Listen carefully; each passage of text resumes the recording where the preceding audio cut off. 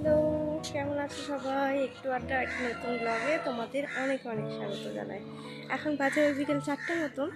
আর একটু আগে প্রচণ্ড পরিমাণে মেঘ করেছিল, মেঘ ডাকছিল। আর এখন এত রোদ্দুর এসে গেছে যে কি বলবো। দাঁড়াও, তোমাদের মামা মেঘের ফাঁক দিয়ে উঁকি দিচ্ছে। এইদিকে আকাশটা না এখনো বেশ মেঘলা আছে।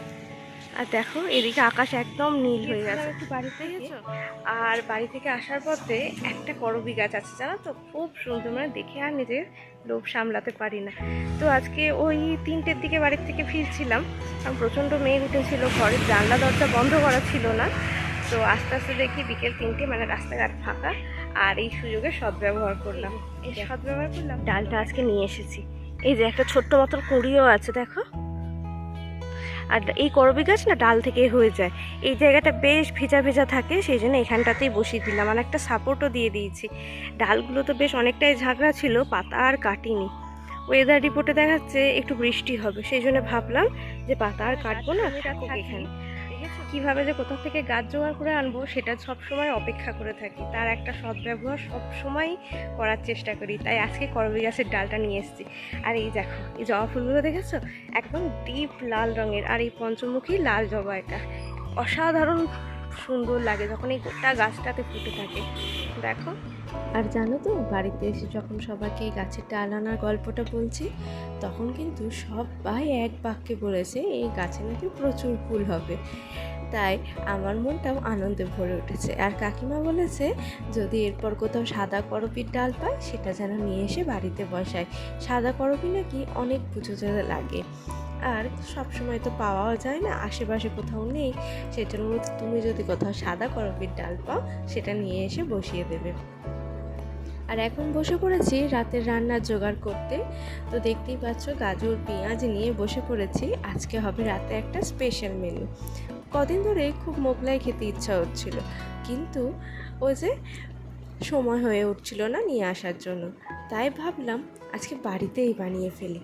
তাই চটজলদি সব কিছু নিয়ে একদম বসে পড়েছি। আসলে এইসব কাজগুলো করতে বেশ সময় লাগে, সেই জন্যে ওই বিকেল বিকেল কাটাকুটিগুলো করে রেখে দিলাম। এরপর উঠে সন্ধ্যা দেব, তারপরে রাতের খাবারটা পরেই বানাবো। দেখো, এর জন্য এই যে টোস্ট বিস্কিটগুলো নিয়ে নিয়েছি। ওই করবো ধরো 3টে, তার জন্য নিয়েছি 7টা টোস্ট বিস্কিট। আর ওই যে দেখতেই পেলে একটা বড় গাজর আর 2টো পেঁয়াজ। এরপর এগুলোকে মিক্সিং জারে ভালো করে গুঁড়িয়ে নেব। ওই গ্লাসকে করে গুঁড়ালেও হবে, আমি তাড়াহুড়োর জন্য এইভাবেই গুঁড়ো করে নিয়েছি। বাজারে যে ব্রেড ক্রাম্সগুলো কিনতে পাওয়া যায় সেগুলো দিয়েও কিন্তু আপনারা করতে পারেন, এতে কোনো সমস্যা হবে না। আসলে কি জানেন তো, বাজার থেকে একবার এই ব্রেড ক্রাম্সের প্যাকেট নিয়ে এসেছিলাম, কিন্তু জানি না খুবই বালি বালি লেগেছিল। তাই ভয়ে আর ওই রাস্তায় পা দিইনি। ওই বালি হয়ে গেলে তো আর খেতে ভালো লাগে না। এই যে দেখুন, এদিকে আমি কিছু বাদামও ড্রাই রোস্ট করতে দিয়ে দিয়েছি। এরপরে বাদামটা একটু ভাজা ভাজা হলে তারপরে আমি এতে দিয়ে দেব তেল। আর দিয়ে দিয়েছি অল্প একটু নুন। নুনটা দেওয়া থাকলে বাদামটা অনেকক্ষণ ক্রিস্পি থাকে। এই যে বাদামটাও আমার ভাজা হয়ে গেছে, আর আমি এদিকে বাদামটাও কিন্তু তুলে নিলাম। এই বাদামটা একটু গুঁড়ো গুঁড়ো করে নেব, ওই গ্লাসের পিছনে করে চিপে নেব, তাহলেই ওই ভাঙা ভাঙা হয়ে যাবে। আর এই যে কড়াইয়ে ওই তেলেই ওই যে গাজর পেঁয়াজ কেটে রেখেছিলাম ওটা দিয়ে দিয়েছি, আর দিয়েছি কাঁচা লঙ্কা। আর হ্যাঁ, পেঁয়াজ কলিও কিন্তু চাইলে তোমরা দিতে পারো, বা এর মধ্যে ওই যে ছোট ছোট করে চিকেনের টুকরো তোমরা দিতে পারো, তাতে কোনো অসুবিধা হবে না, বরং স্বাদটা হবে অনেক সুন্দর।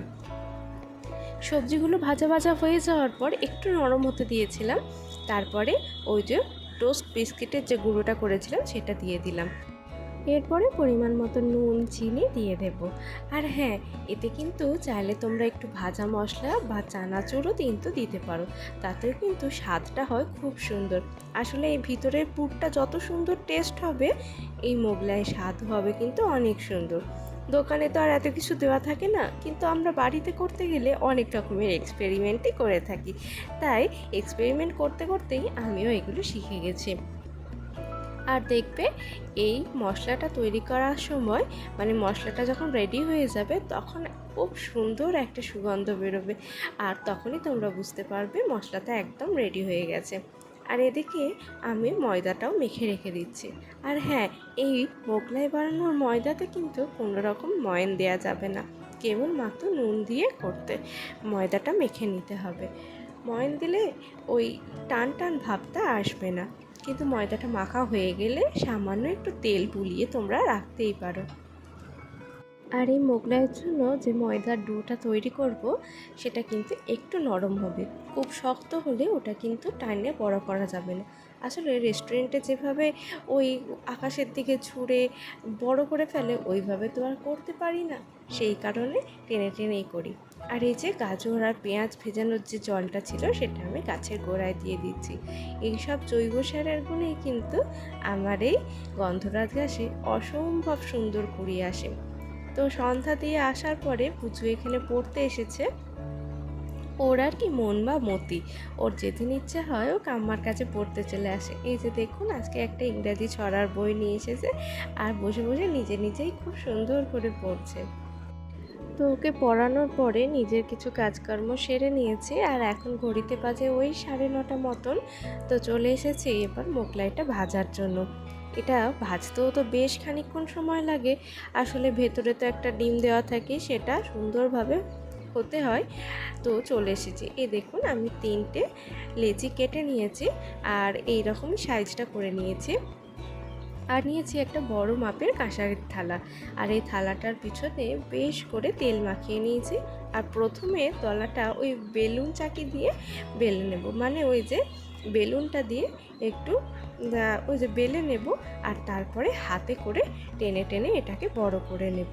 তবে হ্যাঁ, প্রথম প্রথম কিন্তু আমারও ছিঁড়ে যায়, এবং আজকে ওই প্রথমটা কিন্তু আমার ছিঁড়েই গিয়েছিল। তার জন্য ভয় পাওয়ার কিছু নেই, সামান্য একটু জল দিয়ে ওই জায়গাটা আবার কিন্তু একটার উপর একটা চাপিয়ে দিলেই ওটা বন্ধ হয়ে যাবে, আর ফেটে ভেতরে তেলও ঢুকবে না। দেখুন কি সুন্দর বড় করে নিয়েছি। ওই যে ওই জায়গাটা একটু ফেটে গেছে, দেখুন একটু ফোল্ড করে নেব আর একটু জল দিয়ে দেব, তাতেই কিন্তু এই ফুটোটা বুঝে যাবে আর ভেতরে তেলও ঢুকবে না, আর আপনার মোগলাইটাও কিন্তু খুব সুন্দরই ভাজা যাবে। এই দেখুন থালাটা ঘুরিয়ে ঘুরিয়ে টেনে টেনে বড় করে নিচ্ছি। ওই যে দোকানে গিয়ে দেখি কি সুন্দর আকাশের দিকে ছুঁড়ে ছুঁড়ে বড় করে নেয় আর চাঁদের মতন গোল হয়ে যায়। ভাবি ওইটা আমি কবে করতে পারবো, তবে ভয়ে না বাড়িতে কোনোদিন ওইভাবে করার চেষ্টাও করিনি। এই যে ওই পুরটা দিয়ে দিলাম, আর ওর মধ্যেই আমি এবার একটা গোটা ডিম ফাটিয়ে দিয়ে দেব। আসলে ডিমটা যত বেশি দেওয়া হবে এটা কিন্তু ফুলবে ততটাই সুন্দর। ওই যে দেখুন ডিমটা আমি দিয়ে দিচ্ছি, আর ভালো করে হাতে করে কিন্তু এটা মাখিয়ে নেব। চামচে করে মাখাতে গেলে ওই রুটিটা কিন্তু ফুটো হয়ে যেতে পারে, তখন আর ওটাকে কোনোভাবেই পট্টি বা তাপ্পি দিয়ে কিন্তু গোজানো যাবে না, তাই হাতে করে হালকা হাতে এটাকে আমি মাখিয়ে নেব। আর এদিকে আমার মাখানো হয়ে গেছে, আর আমি এটাকে বেশ ভালো করে স্প্রেড করে দেব যাতে আমার মোড়াতে সুবিধা হয়। দেখেছেন পাতলা করে স্প্রেড করে নিয়েছি। এরপর ভাঁজ করে মুড়িয়ে নেব, আর ওই ভাঁজের মধ্যে একটু জল দিয়ে দেব, ওই জলটাই কিন্তু আঠার মতন কাজ করবে, একটুও কিন্তু খুলে যাবে না। দেখুন ওই যে একদিক থেকে একদিকে দিয়ে দেব, আর এই যে ওই জায়গাটা আমি একটু জল লাগিয়ে নিলাম, আর তারপর এইভাবে ফোল্ডটা করে নেব। এই মোগলাই করাটা কিন্তু আমি আমার মায়ের থেকে শিখেছি। মায়ের কাছে তখন তো আর ইউটিউবও ছিল না আর ফোনও ছিল না, মাও ওই দোকানের কাছে দাঁড়িয়ে দাঁড়িয়ে শিখেছে। এই যে এদিকে আমি তেল বসিয়ে দিয়েছি, আর এই দেখুন যেদিকটা আমি ফোল্ড করেছি তেলটা কিন্তু তেলের ওপরের দিকে রাখবো।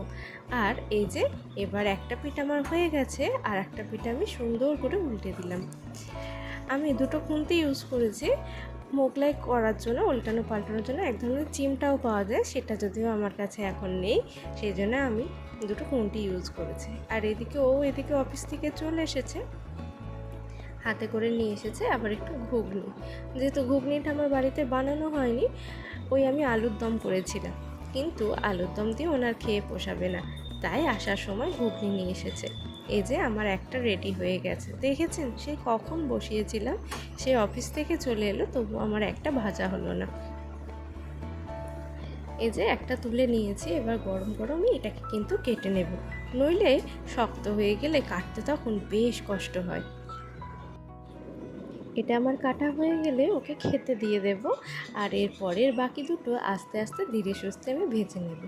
এই দেখুন আমার মোগলাইয়ের থালা একদম রেডি, শুধু একটু অভাব আছে ওই যে শশাটা আর আনা হয়নি। এদিকে ও খেতে বসে পড়েছে, তো ওকে আমি দিয়ে দিলাম, আর সাথে আছে পুচু। মুখের অভিব্যক্তি দেখেই নিশ্চয়ই বুঝতে পারছেন যে কতটা সুন্দর খেতে হয়েছে, এরপর ওর মুখ থেকেই শুনে নিন। সত্যি খেতে খুব ভালো হয়েছে, পুরো আবার কড়কড় করছে, একটু বেশি করে ভেজেছে, খুব ভালো হয়েছে। ভালো আছে? ওই কড়কড়া নিয়ে ক্রিস্পি টাইপের। এরপর আমাদের বাড়ির পুচকে সদস্যের জন্য এই যে এই থালাটা, ও যে এইটুকুই কতক্ষণে খেয়ে উদ্ধার করবে তাই তো ভগবানই জানে। তো অল্পই দিয়েছি, ও খেতে থাক, দেখুন ও তারপর খেয়ে কি বলে। দেখেছেন ভাত মুড়ি খেতে চায় না, কিন্তু এইসব দিকে ওর ভক্তি কিন্তু দারুণ। এদিকে ও বললো তুমি যখন ভিডিওই করছো তাহলে দাঁড়াও একটু ভেতরটাও খুলে দেখায়। তো দেখুন, দেখেছেন ভেতরে ডিমটা দেওয়াতে কত সুন্দর ফেপেছে, আর ভেতরের মশলাটাও বেশ সুন্দর সেদ্ধ হয়ে গেছে। আর এই যে এটা পুচু ওর কাকার সাথে একটু মজা করছিল, কারেন্ট চলে গেছিলো, বাইরে প্রচণ্ড ঝড় উঠেছে জানেন। আর আমি এদিকে অন্ধকারে ভাবছি, আর ওরা দুজন মিলে এইভাবে মজা করছে। আর এই যে আমাদের কেলটু বাবু খেতে চলে এসেছে, তাই ওকেও খেতে দিয়ে দিলাম। আর এই যে কি জোরে যে ঝড় উঠেছে, জানি কিছু দেখা যাচ্ছে না, প্রচণ্ড ঝড় উঠেছে। তাহলে আজকের ব্লগটা এখানেই শেষ করছি, সবাই ভালো থাকবেন, সুস্থ থাকবেন, আর কেমন লাগলো অবশ্যই জানাবেন।